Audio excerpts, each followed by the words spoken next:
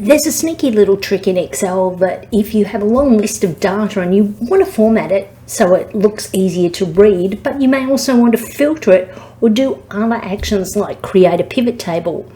Excel has a hidden feature, well, not that hidden, it's on a menu on your ribbon, format as table, and it quickly enables you to convert this range of data into a little bit nicer format, like you've spent a bit more time working on it.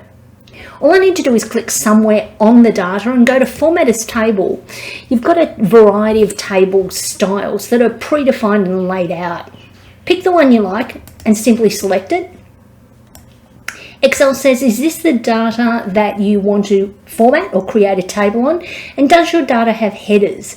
Now you can see here that we do have headers, column headings, and I know that that is all my data, but if I wasn't sure, I could actually scroll down to see that it is going down to column F, row 800.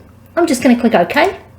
And Excel automatically creates a very, very simple table that when I click away from, it just looks like it's nice and easily formatted with the filters. From there, there's a variety of other things that we can do, including summarize with a pivot table, remove duplicates, etc. That's basically how you can use format as a table to leverage making your lists of data look much more professional and put on those filter arrows quickly and easily. And I say you need to work smarter, not harder with Excel.